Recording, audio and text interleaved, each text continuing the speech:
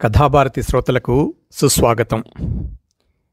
ఈ వారం కథ శ్రీ సి రామచంద్రరావు గారి వేలు పెళ్ళై రెండు కొత్త కథలు చేర్చి అనడి కథా సంకలనంలోని చివరి కథ క్లబ్ నైట్.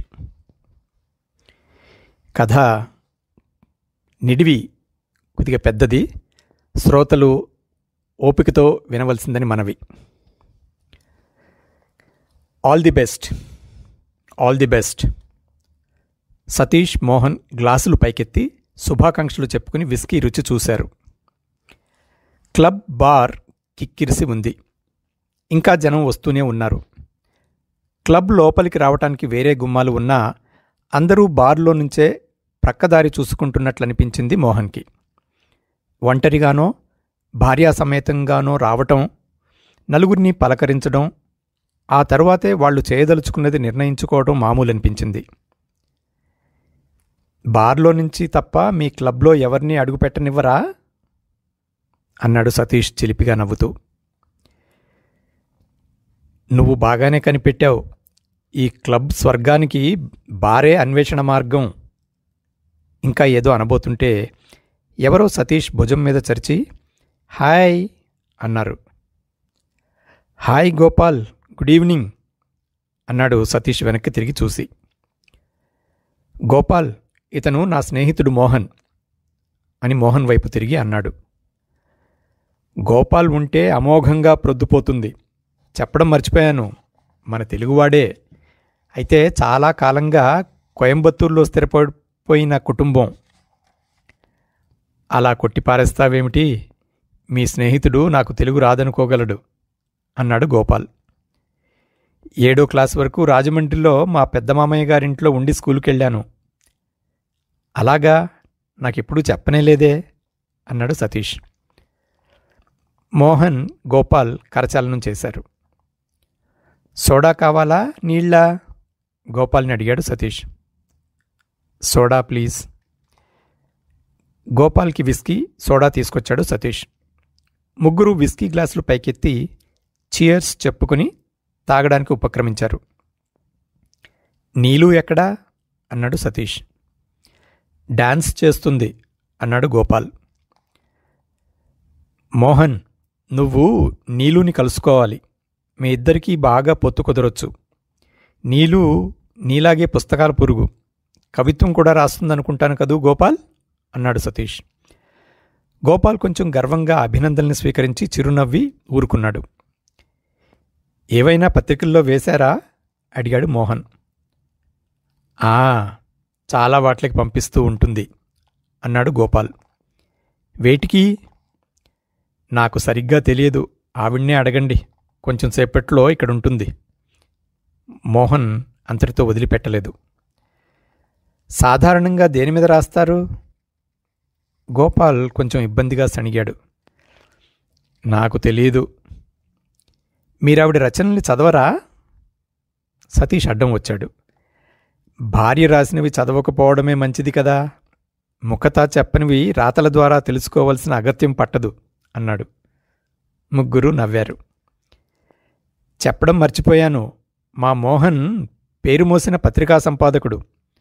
అందుకే రచనల ప్రసక్తి రాగానే ఉండబట్టలేక నీ స్వంత విషయాల్ని కెలికాడు నవ్వాడు సతీష్.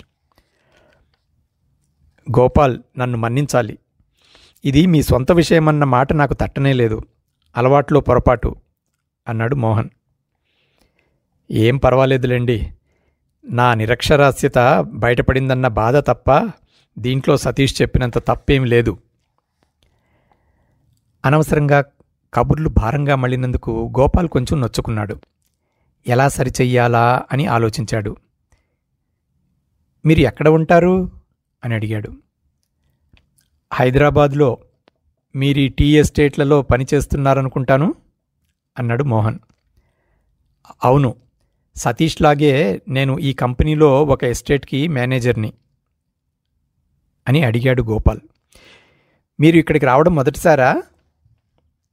అవును, ఎన్నో ఏళ్ల నుంచి రమ్మని సతీష్ ప్రాణాలు తీస్తున్నా పడలేదు.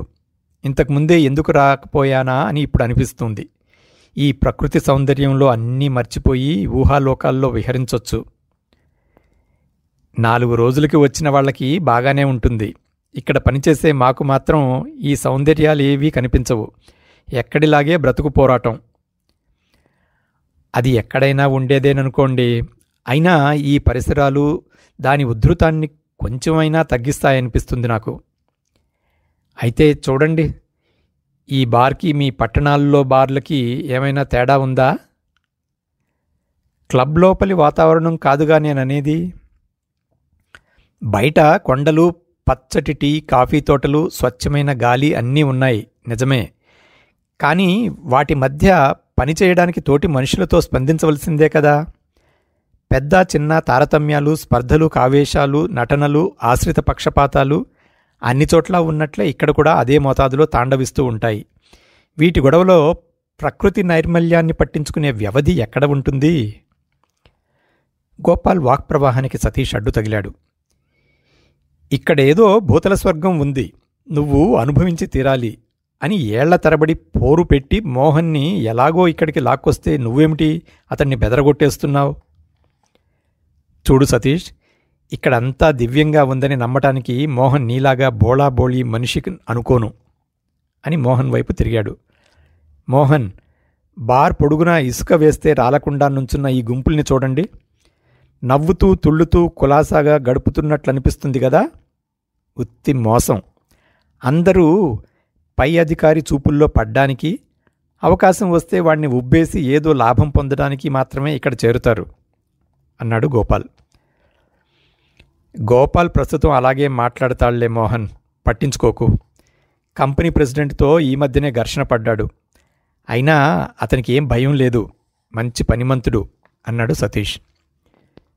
God bless you Satish. నువ్వు చెప్పింది నిజమని నమ్మాలని ఆశగా ఉంది. దానికోసం ఇంకొక విస్కీ తాగుదాం అని బేరర్ని పిలిచి 3 గ్లాసులు బ్లాక్ లేబుల్ విస్కీ, సోడా అడిగాడు. గోపాల్ మాటలతో మోహన్ మొదటిసారిగా బార్ని కలయజూశాడు. అతని దృష్టి బార్కి ఒక చివర నలుగురి మధ్య నుంచుని మాట్లాడుతున్న అతనిపై పడింది. పొడుగ్గా, టీవీగా ఉన్నాడు. వినేవాళ్ల ఏకాగ్రతని గుత్తకి పుచ్చుకున్నట్టున్నాడు. అంత దూరం నుంచి కూడా మాటలు ఉచ్చరించడంలో దర్పం కొట్టొచ్చినట్టు కనిపిస్తుంది. గ్రే సూటు, లేత నీలం రంగు చొక్కా, తెల్ల కాలరు, ఏటవాలు చారలు, జేగురు రంగు నెక్టై అతికినట్లు సరిపోయాయి. సతీష్, అతను కుమార్ కదూ అన్నాడు చూపిస్తూ మోహన్. అవును, విజయ్ కుమార్. నీకెలా తెలుసును? 30 ఏళ్లుగా తెలుసు. ఒకప్పుడు మంచి కథలు రాసేవాడు. ఇంకా ఎంతో సాధిస్తాడని మేము ఆశలు పెంచుకుంటున్నప్పుడు అకస్మాత్తుగా రాయడం మానేశాడు. మళ్లీ రాయించాలని నేనెంతో ప్రయత్నం చేశాను, లాభం లేకపోయింది అన్నాడు మోహన్. గుడ్ గాడ్, విజయ్ కథలు కూడా రాస్తాడన్నమాట. గోపాల్ అరిచినంత పని చేశాడు. ఇప్పుడు రాయటం లేదన్నాడుగా, ఊరుకో అన్నాడు సతీష్ చిరునవ్వు నవ్వుతూ. గోపాల్ దెబ్బలాడింది విజయ్ కుమార్ తోటే అన్నాడు మోహన్తో గోపాల్ గట్టిగా మాట్లాడినందుకు సంజాయిషీ తోచేలా. అంతా శుభప్రదంగా సర్దుకుంటుందని ఆశిస్తూ త్రాగేశాం కదా, బ్లాక్ లేబుల్ వంచడం నా అనుభవంలో ఎరుగను అన్నాడు మోహన్. అందరూ నవ్వారు. సతీష్, నే వెళ్ళి కుమార్తో కాస్త మాట్లాడి వస్తాను, సరేనా అడిగాడు మోహన్. దానికే రా, నేనే నిన్ను తీసుకువెళ్తాను అన్నాడు సతీష్. నన్నొక్కడినే ఇలా వదిలేసి వెళ్ళడం అన్యాయం అన్నాడు గోపాల్. మోహన్ని విజయ్కి అప్పజెప్పి వచ్చేయడమే అన్నాడు సతీష్. ఈ వేళంతా మనం ముగ్గురం కలిసే ఉందాం. నీకు మోహన్కి బాగా కుదిరినట్టుంది. డిన్నర్కి మేం టేబుల్ రిజర్వ్ చేసుకున్నాం, ముగ్గురికి. నువ్వు చేసుకుని ఉండాలి. మీది ఎంతమందికి? 2 నీలు, నేను. అయితే ఇకనే 2 టేబుల్స్ కలుపుకుందాం. ప్రభతో చెప్తాను, సంతోషంతో ఎగిరి గంతేస్తుంది అన్నాడు సతీష్. ప్రభ సతీష్ భార్య. సరే అన్నాడు గోపాల్. సతీష్ మోహన్ కదలబోతుంటే మోహన్ భుజం పట్టుకుని ఆపి గోపాల్ అన్నాడు, మీరేం చెయ్యాలో చెప్పే హక్కు నాకు లేకపోయినప్పటికీ ఒక చిన్న విన్నపం. ఏమిటి? మోహన్. విజయ్ని ఉబ్బేసి మళ్లీ రాసేలా చేయకండి, మేం బ్రతకలేం అన్నాడు గోపాల్. గోపాల్ ఆందోళనకి నవ్వి అన్నాడు సతీష్. గోపాల్ గోరంతలు కొండంతలు చేస్తున్నాడు కానీ మీ స్నేహితుడు తన కథల్ని మా అందరి చేత నిర్బంధంగా చదివించగల ప్రబుద్ధుడు అన్నాడు. తను లెక్కల్లో మనిషినని అతని ఉద్దేశం. లెక్కల్లో మనిషి ఏమిటి, తను ప్లాంటేషన్లకి దేవుడిచ్చిన వరం అని అతని నమ్మకం అన్నాడు గోపాల్. మీ మాటల్ని బట్టి చూస్తుంటే కుమార్ ఉద్యోగంలో బాగా పైకొచ్చినట్టు కనిపిస్తుంది అన్నాడు మోహన్. మూనార్ ప్లాంటేషన్లకి అతను ప్రెసిడెంట్ అన్నాడు సతీష్. మనందరికీ మొగుడని చెప్పవే అన్నాడు గోపాల్. మూనార్ ప్లాంటేషన్లు 50,000 ఎకరాల టీ కంపెనీ. దక్షిణాదిన ఇంతకంటే పెద్దది లేదు. ఇంతవరకు ప్రెసిడెంట్లు అందరూ ఇంగ్లీషు వాళ్లే. విజయ్ కుమార్ మొదటి ఇండియన్ ప్రెసిడెంట్ విడమర్చి చెప్పాడు సతీష్. ఆపేసేవా, మిగతాది కూడా పూర్తి చెయ్యి అన్నాడు గోపాల్. సతీష్ మాట్లాడలేదు. గోపాల్ మళ్ళీ అందుకున్నాడు. మోహన్, కంపెనీ చాలా మట్టుకు ఇండియన్ల అధీనంలోకి వచ్చేసింది. ఇప్పుడు డైరెక్టర్లలో 35 మంది ఇండియన్లే. ఇంగ్లీష్ ప్రెసిడెంట్ బోర్డుకి అణుకువగా అణిగిమణిగి ఉండడని వాళ్ల భయం. తమ మోచేతి నీళ్లు తాగి ఇండియన్ కోసం గాలించి విజయ్ కుమార్ని ఎన్నుకున్నారు. విజయ్లో సత్తా కూడా ఉంది అన్నాడు సతీష్. పీఠం మీద కూర్చోబెట్టాలే కానీ ఇన్నేళ్ల అనుభవం ఉన్నవాడికి ఎవడికైనా వస్తుంది ఆ మాత్రం సత్తా అన్నాడు గోపాల్. అతని మీద నీకెంత కోపంగా ఉన్నా కొంచెం న్యాయంగా మాట్లాడు గోపాల్. పోయిన 5-6 ఏళ్లలో కంపెనీని అతనెంత పైకి తీసుకొచ్చింది నీకు తెలుసు అన్నాడు సతీష్. మోహన్, అందరూ సతీష్లాగా ఈ పడికట్టు రాళ్లు ఏకరువు పెట్టేవాళ్లే కానీ అసలు రహస్యం గ్రహించరు. ప్లాంటేషన్ల పరిస్థితి పూర్తిగా దిగజారిపోయి మూసేసే పర్యంతం వచ్చిన సమయంలో అదృష్టం కొద్దీ కంపెనీ విజయ్ చేతుల్లోకి వచ్చింది.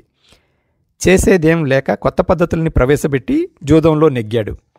దాన్ని మహాధైర్య సాహసాలుగా పొగిడేస్తూ ఉంటారు అన్నాడు గోపాల్. ఏమైనా అను, ప్లాంటేషన్లు తిరిగి పుంజుకోవడానికి విజయ్ పెట్టిన వరవడే కారణం. అందుకు గర్వపడ్డం ఏమంత తప్పు కాదని నా అభిప్రాయం అన్నాడు సతీష్. అంతే అయితే నాకు ఆక్షేపణ లేదు. అస్తమాను కిందివాళ్లు వందిమాగదుల్లా తన ప్రజ్ఞని స్తుతిస్తూ ఉండాలంటే ఎలా? పైగా అది ఒక్క పనిలోనే కాదు, అన్నిట్లోనూ. ఎప్పుడో టెన్నిస్ ఛాంపియన్ అట. ఇప్పటి వరకు ఎవరిని మర్చిపోనివ్వడు. కబుర్లలో అతని విసురులకి అందరూ కేరింతలు కొట్టవలసిందే. చివరికి ఇల్లు ఎంత అందంగా పెట్టుకుంటాడో, తోటలో పూల మొక్కల్ని ఎంచుకోవడంలో ఎంత నాగరికత ప్రదర్శిస్తాడో, బట్టలు వేసుకోవడంలో ఎంత అభిరుచి కురిపిస్తాడో కూడా అదే పనిగా మనం శ్లాఘించాలి. నువ్వివేవీ చెయ్యవు గదా, నీకేవీ నష్టం రాలేదు, ఇంక మీద రాదు కూడా, ఊరుకో అన్నాడు సతీష్.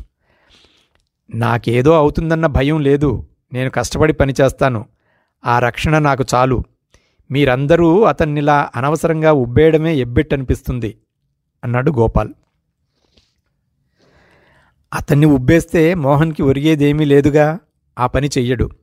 ఇంకా మేం కదలడానికి అనుమతిస్తావా అంటూ మోహన్ వీపు మీద చెయ్యి వేసి బార్ దగ్గర గుంపుల్ని తప్పించుకుంటూ విజయ్ కుమార్ వైపు దారి తీశాడు సతీష్. వెనకాలే గోపాల్ మనుషుల్ని తోసుకుంటూ మోహన్ని కలుసుకుని చెవిలో ఊదాడు. నా మనవి మర్చిపోకండి. విజయ్ని మళ్లీ రాయమని ప్రోత్సహించకండి. చదివి పొగడలేక చావాలి. నా భార్య రాసిన గీతాలనే చదవని వాణ్ణని గుర్తుపెట్టుకుని కనికరించండి. విజయ్, ఇక్కడెవరో చూడు అన్నాడు సతీష్. మోహన్, ఇక్కడెలా ఊడిపడ్డావు? సంతోషంగా ఆశ్చర్యంగా అరిచినంత పనిచేసి మోహన్ని కౌగిలించుకున్నాడు విజయ్ కుమార్. తన స్నేహితుల్లో ఒక్కొక్కరికి అతన్ని ఆప్యాయంగా పరిచయం చేశాడు. ఇంకా జ్ఞాపకం ఉన్నానే అన్నాడు మోహన్. నిన్నెలా మర్చిపోతాననుకున్నావు? అది కాకపోయినా ఒకసారి చూసిన మొహం, విన్న పేరు మర్చిపోవడం అనేది నాకు లేదు అన్నాడు విజయ్ కుమార్. 40 ఎస్టేట్లలో ప్రతి చిన్న పెద్ద ఉద్యోగి పేరు విజయ్కి జ్ఞాపకం. వాళ్ల ఉద్యోగ చరిత్ర అంతా కంఠోపాఠం. మాకు ఆశ్చర్యమేస్తుంది అన్నాడు అశోక్ మల్హోత్రా. నువ్వు నా బాధ్యతలు తీర్చుకోవలసి వచ్చినప్పుడు నీకు అలాగే జ్ఞాపకం ఉంటుంది అన్నాడు విజయ్ కుమార్. నీ బాధ్యతలు స్వీకరించడానికి చాలా ధైర్యం కావాలి. మాలో ఎవరికీ సాధ్యపడదేమో అన్నాడు అశోక్ మల్హోత్రా. నేను విదేశీయుణ్ణి. సత్తా ఉన్నా లేకపోయినా నన్ను అతని స్థానంలో వేయడానికి మీ ప్రభుత్వం ఒప్పుకోదు. మీరేమో అందుకు పనికిరాని వాళ్లమని ఒప్పేసుకుంటున్నారు. విజయ్ రిటైర్ అయిన తర్వాత ఈ కంపెనీ పెద్ద తలకాయి లేకుండా నడవాల్సి వస్తుందేమో అన్నాడు జిమ్ గ్రీన్. విజయ్ బాధ్యతలు 3-4 పంచుకోవడమే మార్గం అన్నాడు మోరిస్ చెంగప్ప. 3-4 అనే కంటే 4 అన్నావంటే నీ ప్రతిపాదనని మనస్ఫూర్తిగా ఆమోదిస్తాను మోరిస్ నవ్వాడు జిమ్ గ్రీన్. అప్పుడు మన 4 వైస్ ప్రెసిడెంట్లు కాగలిగే అవకాశం ఉంటుంది. ఏమంటావు అశోక్? 4 ప్రెసిడెంట్లలో ఒక విదేశీయుడు ఉండటానికి మీ ప్రభుత్వానికి ఆక్షేపణ లేకపోవచ్చు. ఇదంతా అనవసర ప్రసంగం. ఎవరిని ప్రెసిడెంట్ చెయ్యాలో, ఎవరికెంత బాధ్యత అప్పజెప్పాలో విజయ్కి పూర్తిగా తెలుసు. కంపెనీ డైరెక్టర్లు అతని మాట మీద నడుస్తారు అన్నాడు Gurmeet Randhawa. Jim Green, Ashok Malhotra, Morris Chengappa, Gurmeet Randhawa Munnar ప్లాంటేషన్లకి వైస్ ప్రెసిడెంట్లు. ఇదంతా వింటుంటే నాకెంతో సంతోషంగా ఉంది అన్నాడు మోహన్ విజయ్ కుమార్ను ఉద్దేశించి. ఉద్యోగంలో ఇంత పరపతి సంపాదించావన్నమాట. విజయ్ ప్రతిభ ఇంకా మీకు తెలియనట్లుందే అందరూ దాదాపు ఒకే కంఠంతో అన్నారు. జిమ్ గ్రీన్ గొంతుకులో మాత్రం కొంచెం వ్యంగ్యం స్ఫురించింది. ఉద్యోగంలో సంగతి తెలియని మాట నిజమే, సాహిత్యంలో ప్రతిభ మాత్రం బాగా తెలుసు అన్నాడు మోహన్. నన్నెగతాళి చేయడానికి మా వైస్ ప్రెసిడెంట్లతో పోటీకి వస్తున్నావు మోహన్ వీపు మీద చరిచి మందహాసం చేస్తూ అన్నాడు విజయ్ కుమార్. నిజం చెప్తున్నాను విజయ్, నీ కథలంటే నాకెంత ఇష్టమో నీకు నేను చెప్పనక్కర్లేదు. నీ కథా సంపుటాన్ని విమర్శిస్తూ నేను రాసిన వ్యాసం జ్ఞాపకం ఉందా అన్నాడు మోహన్. ఏమిటి, విజయ్ కథలు కూడా రాస్తాడా అన్నాడు జిమ్ గ్రీన్. క్రింద ఉద్యోగుల్ని హడలుగొట్టే ఉత్తరాలు రాయడానికి అతని రచనా ప్రావీణ్యం పరిమితమనుకున్నానే. ఒకప్పుడు విజయ్ పేరుమోసిన రచయితని మీకెవరికీ తెలియనట్టుంది అన్నాడు మోహన్. తెలియదు అన్నారు అందరూ.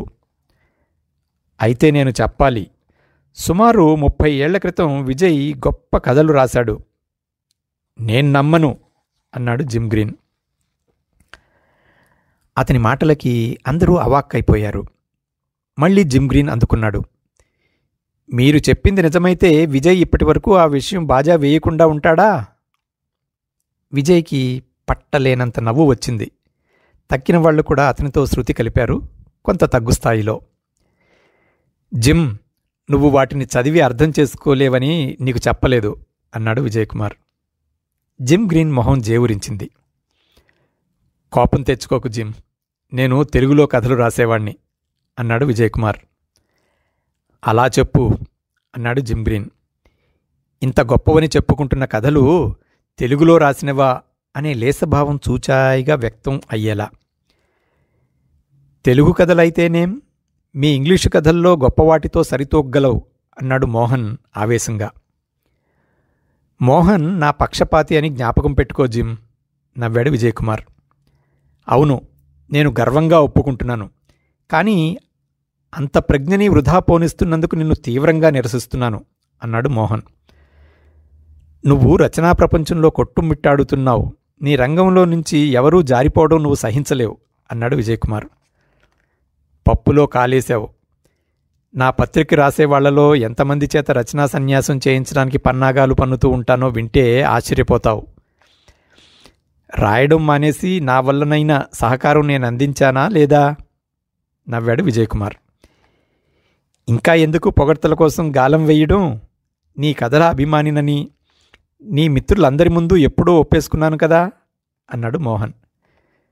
నువ్వు మళ్ళీ రాయాలి విజయ్ అని రెట్టించాడు. ఎందుకు? నీ కథల కోసం ఆత్రంగా ఎదురుచూసే మాబోటి వాళ్ల కోసం. మీ ఆనందం కోసం అన్నమాట. మంచి కథ రాసినప్పుడు నీకు మాత్రం సంతోషంగా ఉండదా?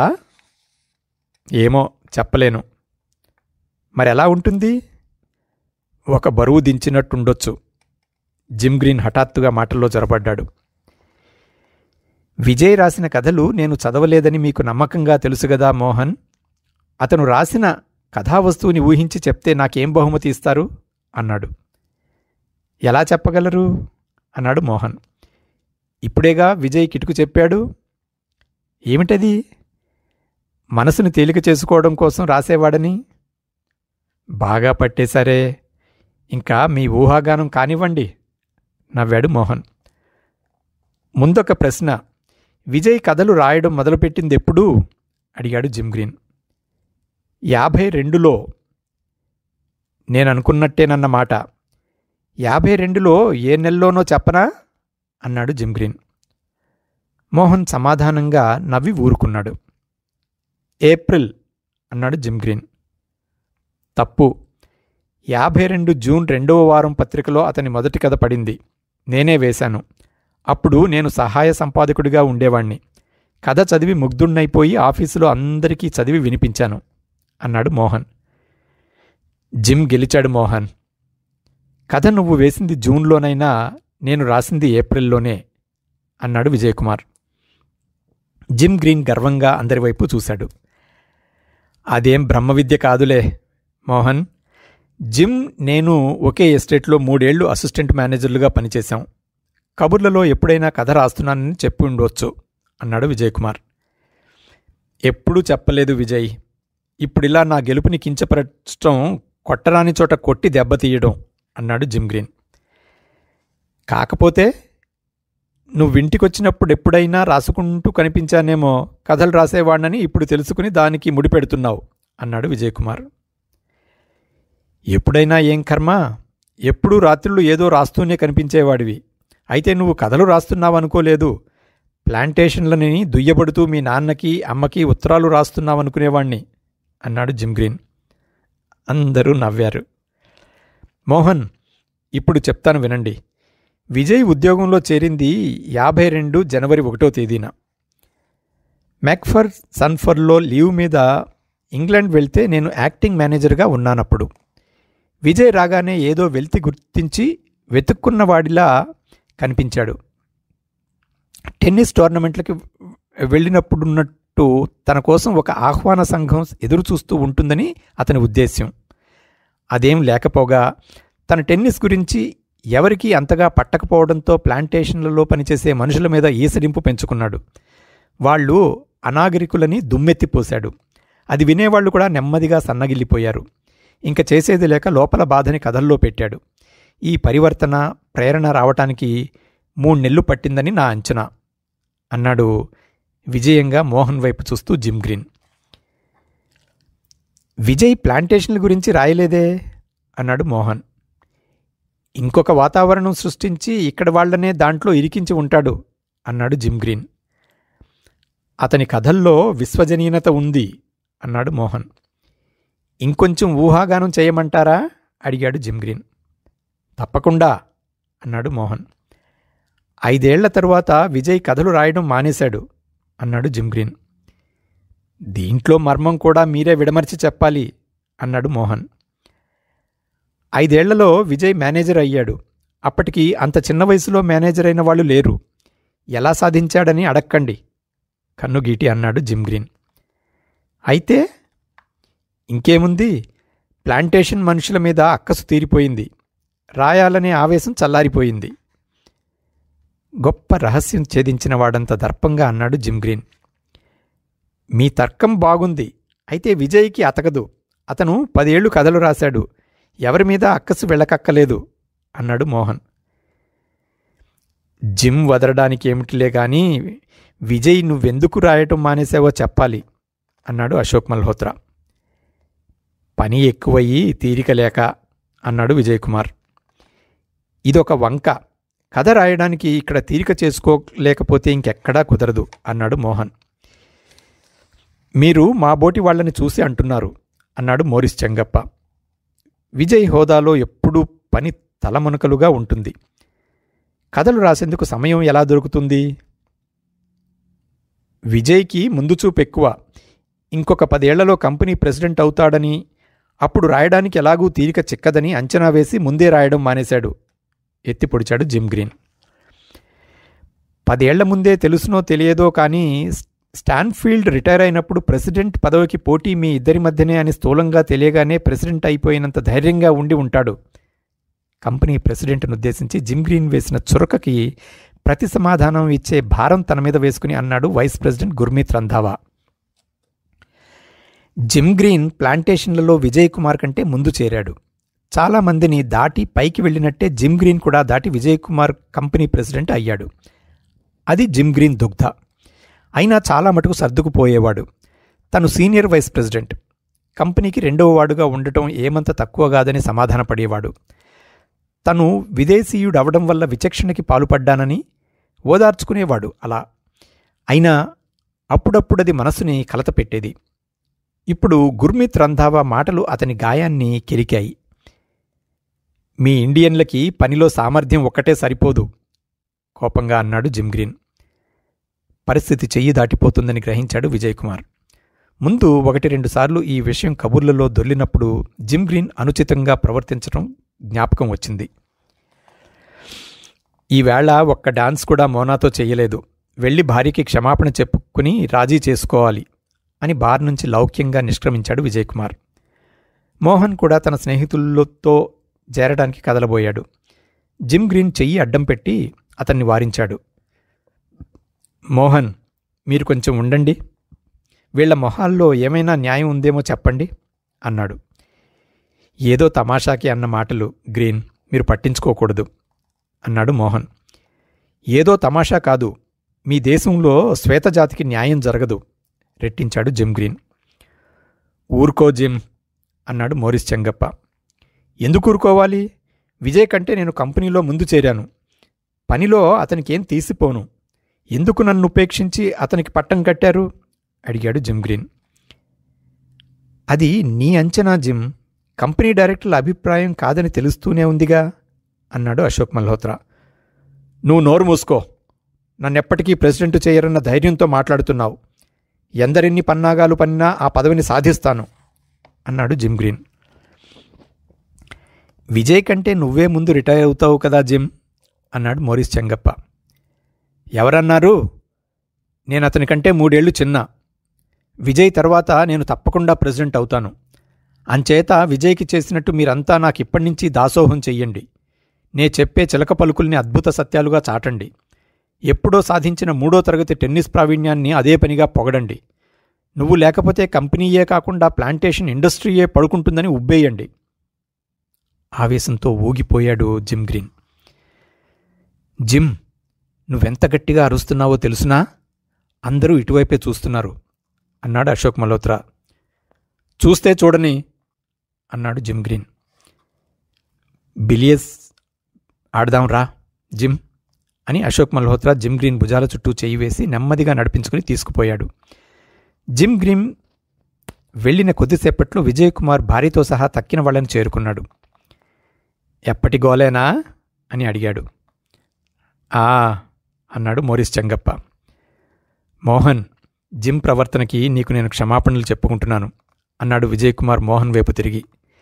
సాధారణంగా ఇలా ప్రవర్తించడు, ఎక్కువ తాగితేనే అతనితో గొడవ.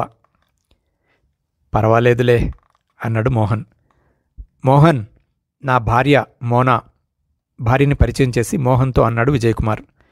నిన్నెప్పుడూ చూడకపోయినా నీ గురించి అన్నీ తెలుసు. మోనా మోహన్కి నమస్కారం చేసి అన్నది. అనుకోకుండా మిమ్మల్ని ఇలా కలుసుకోవటం ఎంతో బాగుంది. మోహన్ ప్రతి నమస్కారం చేసి అన్నాడు. అది నా అదృష్టం, దాన్ని కొంత స్వార్థానికి ఉపయోగించుకోదలుచుకున్నాను. అలాగే అన్నది మోనా. ఇంత ప్రతిభ పెట్టుకుని విజయ్ కథలు రాయకుండా చేతులు ముడుచు కూర్చోవటం ఏమీ బాగాలేదు. మీరు పూనుకుని అతని చేత మళ్లీ రాయించే ఉపకారం చెయ్యాలి అన్నాడు మోహన్. విజయ్ నిజంగా మంచి కథలు రాస్తాడా? స్నేహితుడు కదా అని మీరు వాటిని ఆకాశానికి ఎత్తేస్తున్నారా? నవ్వింది మోనా. విమర్శకులు ఏకగ్రీవంగా అతని కథారచనకి అగ్రతాంబూలం ఇచ్చారు అన్నాడు మోహన్. అంటే విజయ్ పూర్తిగా కోతలు కోయడం లేదన్నమాట అన్నది తృప్తిగా. అతని కథల మీద మీ అభిప్రాయమేమిటి అడిగాడు మోహన్. అయ్యో, నాకు తెలుగు చదవడం వస్తే మీ దగ్గర ఆరాలు తీయడం ఎందుకు అన్నది మోనా. చూసావా మోహన్, ఇంత దగ్గరి వాళ్లే నేను రాసిన కథలు చదవకపోతే ఇంక రాయడం ఎందుకు? మోహన్ కొంతసేపటి క్రితం రాయమని బలవంత పెట్టిన దానికి సమాధానం దొరికినట్టు ఉత్సాహంగా అన్నాడు విజయ్ కుమార్. కథలు దగ్గరి వాళ్ల కోసం మాత్రమే రాసేవి కావుగా అన్నాడు మోహన్. చివరికి అంతేనేమో అన్నాడు విజయకుమార్. ఎవరో ఎక్కడో మెచ్చుకుంటున్నారని నెలలు ఏళ్ళు తర్వాత వెనికిడిగా తెలిస్తే ఏం తృప్తిగా ఉంటుంది? రాసింది నీ చుట్టూ ఉన్న వాళ్ళని కదిలించటం చూడగలిగితేనే కదా ఇంకా రాయాలనే ఉత్సాహం పుట్టేది అన్నాడు విజయకుమార్. రాయకపోవడానికి కుంటిసాకులు వెతుకుతున్నావు. నువ్వు చెప్పిందే నిజమైతే 10 ఏళ్లపాటు ఇవే పరిస్థితులలో ఎలా రాయగలిగావు అన్నాడు మోహన్.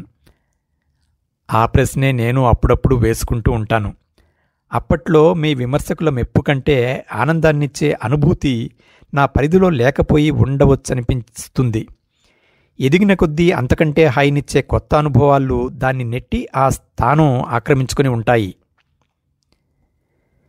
విషయవాంఛల్ని తీర్చుకోవటంలో కలిగే సంతృప్తికి, సాహిత్యాన్ని సృష్టించగలిగినప్పుడు పొందే రసానుభూతికి సాపత్యం తెస్తున్నావా విజయ్?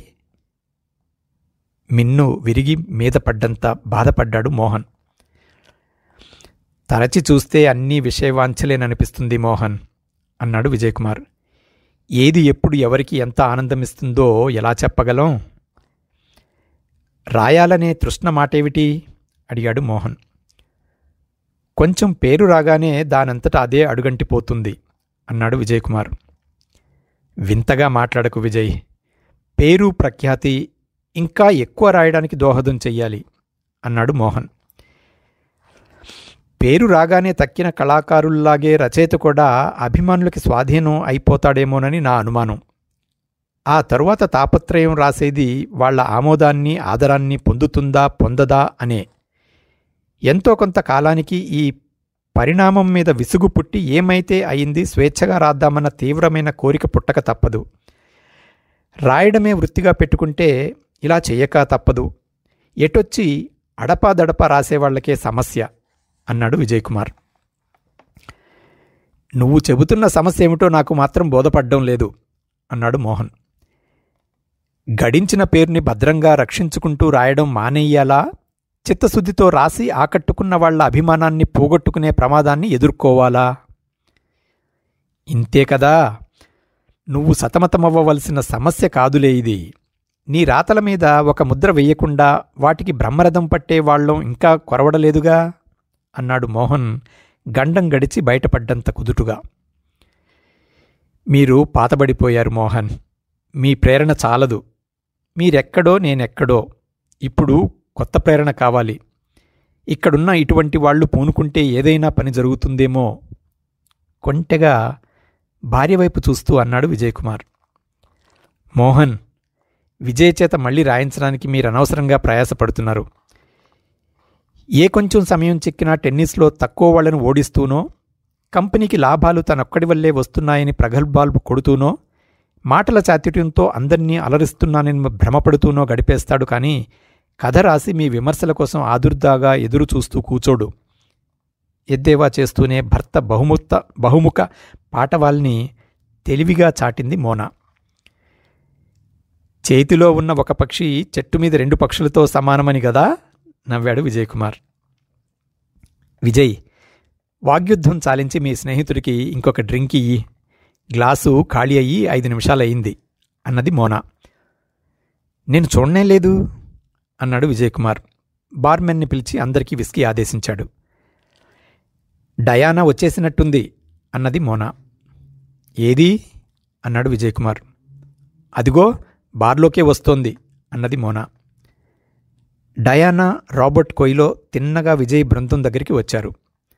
డయానా 5 అడుగుల 6 అంగుళాల మనిషి, స్ఫురద్రూపి. మోకాళ్ల క్రిందికి వేసుకున్న నల్లటి ఫ్రాక్ గులాబీ రంగు శరీర ఛాయని ఇనువడిస్తోంది. భుజాల వరకు కత్తిరించిన ఒత్తైన జుట్టు పట్టులాగా నిగనిగలాడుతోంది. డయానాని చూసిన వాళ్ళకి మళ్లీ మళ్లీ చూడాలనిపిస్తుంది. 6 పిల్లల తల్లి అంటే ఎవరూ నమ్మరు. స్వాగతం డయానా, ఎప్పుడు విచ్చేశావు అని సున్నితంగా డయానా బుగ్గ మీద ముద్దు పెట్టాడు విజయకుమార్. డయానా అతని బుగ్గ మీద ప్రతిచుంబనం చేసి నవ్వుతూ అంది, ఈవాళ్లే.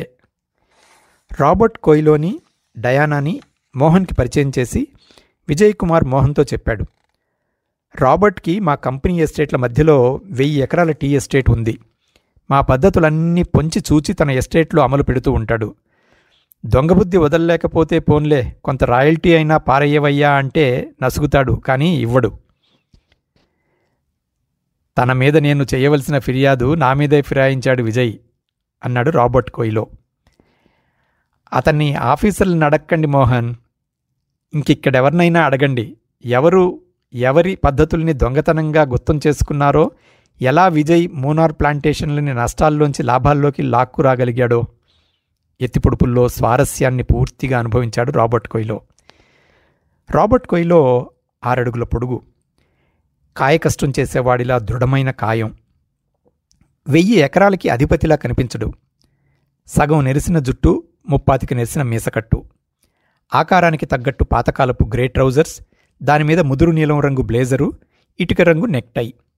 ఎప్పుడూ పెదవుల మీద చిరుహాసం నాట్యం చేస్తూ ఉంటుంది. మోనా, డయానా ఆప్యాయంగా కౌగిలించుకుని ఒకళ్ల బుగ్గ మీద ఒకళ్ళు ముద్దు పెట్టుకున్నారు. పాప ఎలా ఉంది అడిగింది మోనా. బాగానే ఉంది డయానా. కాన్పు కష్టమైందిట కదా? అవును, సిజేరియన్. ఇంకా నువ్వు పిల్లల్ని ఆపేయాలి రాబర్ట్ అన్నాడు విజయ్ కుమార్ రాబర్ట్ కొయిలో వైపు తిరిగి. మా క్యాథలిక్స్ సంతాన నిరోధం పాటించరు అన్నాడు రాబర్ట్ కొయిలో. ఇటువంటి కబుర్లు చెప్పావంటే నీ ఎత్తులు డయానాకి చెప్పేస్తాను అన్నాడు విజయ్ కుమార్. చెప్పుకో, పర్వాలేదు అన్నాడు రాబర్ట్ కొయిలో. డయానా అన్నాడు విజయ్ కుమార్, నువ్వెంత భువనైక సుందరివైనా మీ ఆయనకింత అసూయ పనికిరాదు.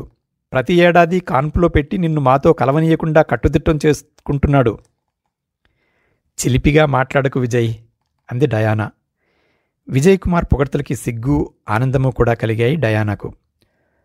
నువ్వు ఉత్తి అమాయకురాలివి డయానా. రాబర్ట్ ఆటలు ఇలాగే సాగనిచ్చావంటే నీ ఆకర్షణ పూర్తిగా హరించిపోయే వరకు నీకు కాన్పుల బెడద తప్పనివ్వడు నవ్వాడు విజయ్ కుమార్. ఈ ఆకర్షణ ఏదో పోయే ముందే నా భార్యతో డాన్స్ చెయ్యాలి అని రాబర్ట్ కొయిలో డయానా చెయ్యి అందిపుచ్చుకుని డాన్స్ ఫ్లోర్ వైపు వెళ్ళిపోయాడు. రాబర్ట్ 45వ ఏట 20 ఏళ్ల డయానాకి పెళ్లి చేసుకున్నాడని విజయ్ అతన్ని ఆట పట్టిస్తూ ఉంటాడు. భర్త చేష్టలు అల్లరిగా ఉన్నాయని మోహన్ అనుకుంటాడేమోనని మోనా వివరించింది. రచయిత కదా, అంత రసవత్తరమైన సన్నివేశాన్ని పసికట్టిన తర్వాత దాన్ని కథ చేసి చెప్పకుండా ఎలా ఉండగలడు అని సమర్థించచూశాడు మోహన్. అప్పుడే బార్లోకి అడుగుపెడుతున్న డాక్టర్ నారాయణ్ విజయ్ కుమార్ని చూసి దగ్గరికి వచ్చి గుడ్ ఈవినింగ్ అన్నాడు. Good evening doc. ఏం ఇంత ఆలస్యమైంది? బ్రిడ్జి ఆటగాళ్లు నీకోసం కాలుగాలిన పిల్లుల్లా తిరుగుతున్నారు అన్నాడు విజయ్ కుమార్. ఏం చెయ్యడం, మీ అసిస్టెంట్ మేనేజర్ సానీ చేసిన నిర్వాకం అన్నాడు డాక్టర్ నారాయణ్. ఏమైంది? ఎస్టేట్ రోడ్లు రేస్ ట్రాక్లనుకుని మోటార్ సైకిల్ని పరిగెత్తిస్తే ఏమవుతుంది? మళ్ళీ యాక్సిడెంట్. 10 కుట్లు వేయాల్సి వచ్చింది. ఇప్పటికి తెవిలింది. డాక్టర్, నా స్నేహితుడు మోహన్ అని డాక్టర్ నారాయణ్కి మోహన్ని పరిచయం చేసి మోహన్తో అన్నాడు. డాక్టర్ నారాయణ్ మా కంపెనీకి చీఫ్ మెడికల్ ఆఫీసర్. ప్రమాదం లేదు కదా? డాక్టర్ నారాయణ్ని అడిగాడు మోహన్, ఎలా సంభాషణ మొదలుపెట్టాలో తెలియక. ఇప్పటికి లేదు, మళ్ళీ ఎప్పుడు యాక్సిడెంట్లో ఇరుక్కుని వస్తాడో చెప్పలేం. 9 నెలల్లో ఇది 3వసారి అన్నాడు డాక్టర్ నారాయణ్. మరీ అంత విసుక్కోకు డాక్. 9 ఏళ్లలో కూడా ఇది 3వసారే కదా.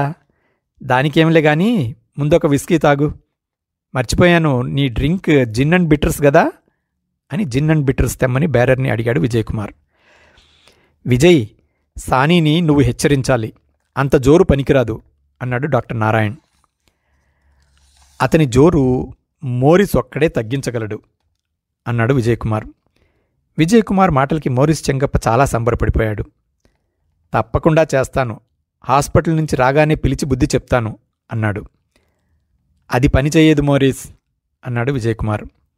ఏ అడిగాడు మోరిస్ చెంగప్ప. సానీ మేనేజర్తో ఎప్పుడూ ఘర్షణ పడుతున్నాడని మీ పర్సనల్ డిపార్ట్మెంట్ 4-5 నెలల క్రితం రాసిన రిపోర్ట్ గుర్తుందా? లేకే, గొడవ ఇప్పుడు మరీ ఎక్కువైపోయింది. ఏం చేయడానికి పాలుపోవడం లేదు. మరి నిన్ను సంప్రదిద్దామనుకుంటున్నాను. సానీ ఎంతకాలం నుంచి ఈ మేనేజర్తో పనిచేస్తున్నాడు? దగ్గర దగ్గర ఏడాది నుంచి. మన దగ్గర 9 ఏళ్లుగా ఉంటున్నాడు కదూ? అవును. ఈ 9 ఏళ్లలో ఇంకే మేనేజర్లతోనైనా అనుచితంగా ప్రవర్తించాడా? లేదు. అకస్మాత్తుగా ఇలా ఎందుకు మారిపోయాడంటావు? అదే అర్థం కావడం లేదు. వాళ్ల మధ్య పచ్చగడ్డి వేస్తే భగ్గుమంటుంది.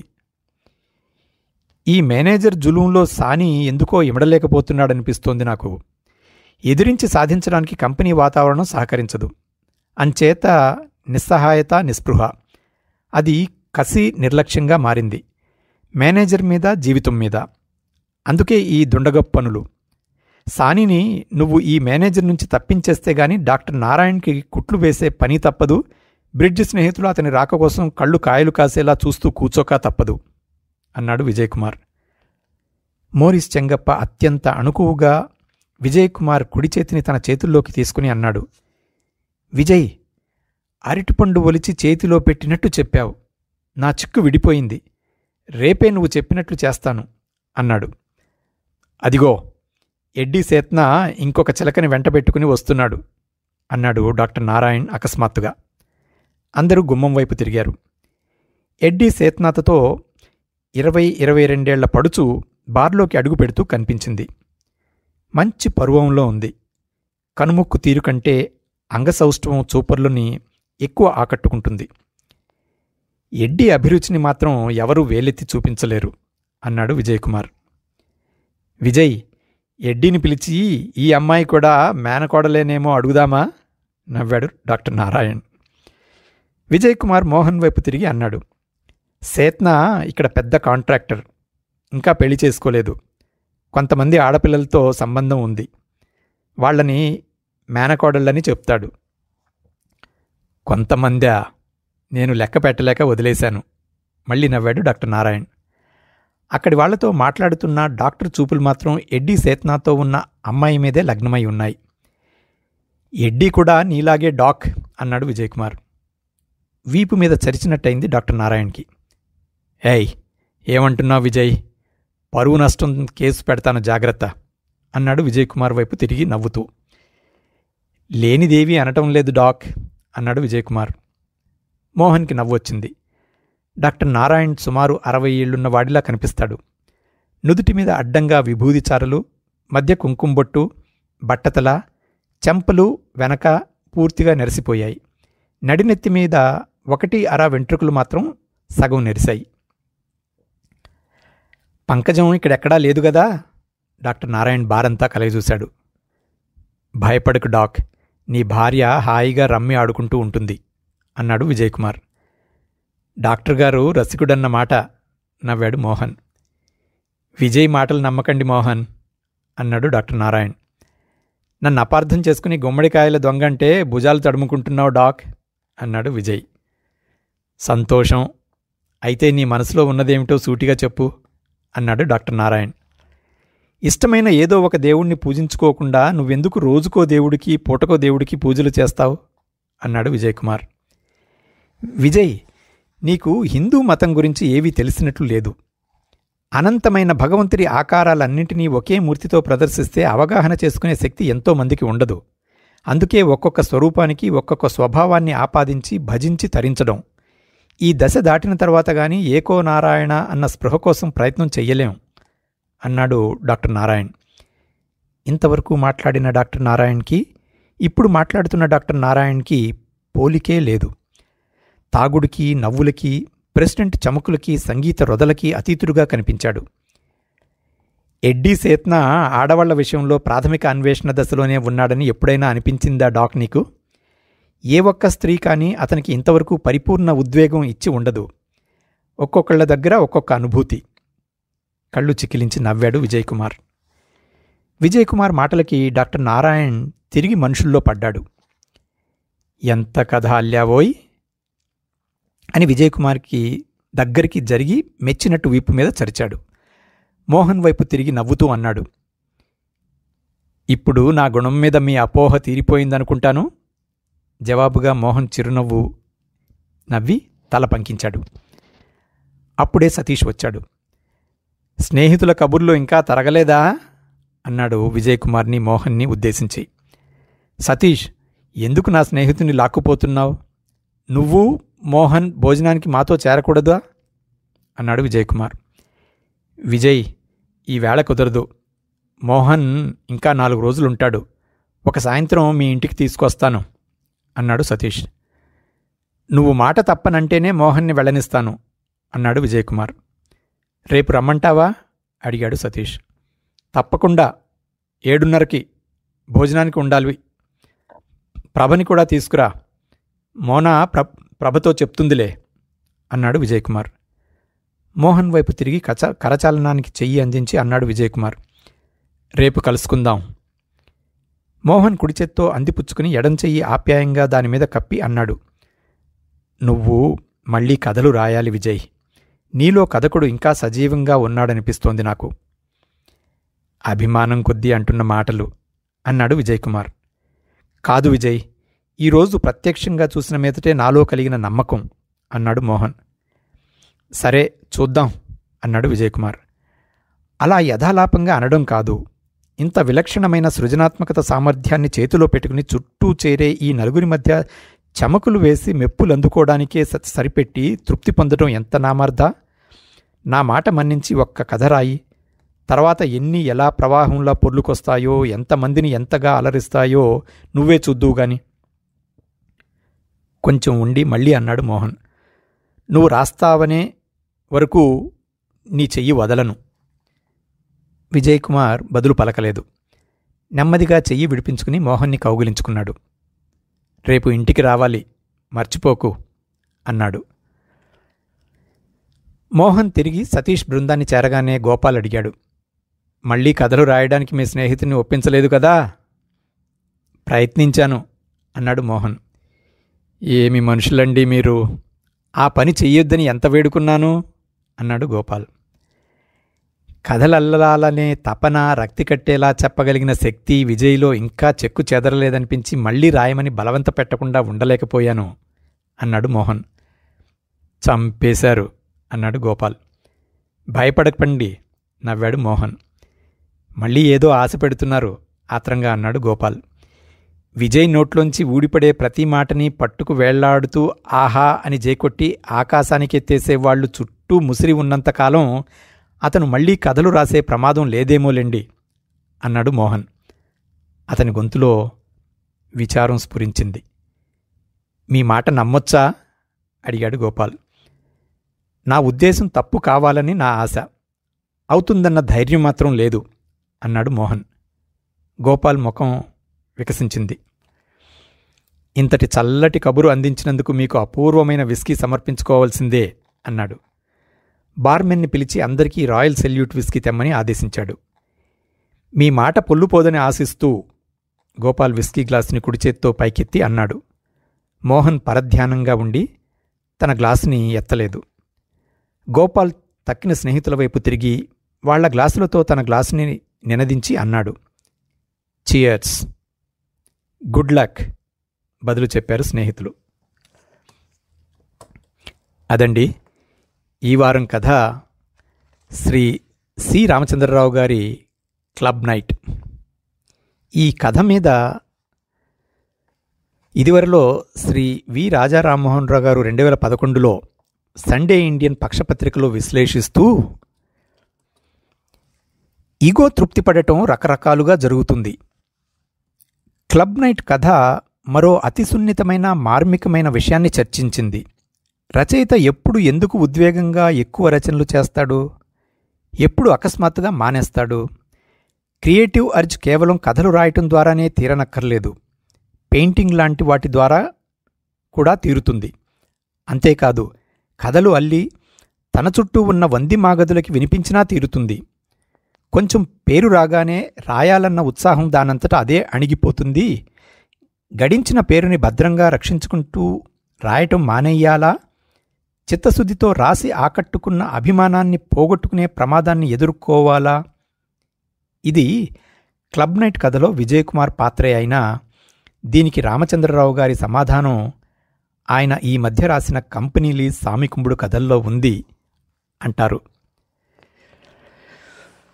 గత 10 వారాలుగా శ్రీ సి రామచంద్రరావు గారి కథలు చదవటం, వాటిని కథాభారతి శ్రోతలకు అందించటం నాకు ఒక చక్కటి అనుభూతి.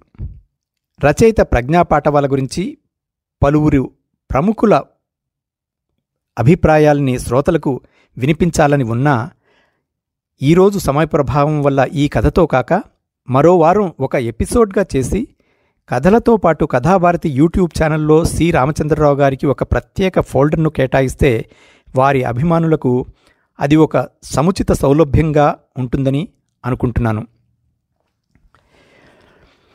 ఇటువంటి గొప్ప కథను అందించిన శ్రీ సి రామచంద్రరావు గారికి కథాభారతి ముకులిత హస్తాలతో ప్రణమిల్లుతూ ఈ కథను ఆడియోగా చేయననుమతించినందులకు కృతజ్ఞతలు తెలుపుకుంటూ కథాభారతి శ్రోతల తరపున వారికి శతకోటి అభివందనాలు సమర్పించుకుంటూ సెలవు తీసుకుంటున్నాను. వచ్చే కథలో మళ్ళీ కలుద్దాం. సర్వే జనా సుఖినో భవంతు.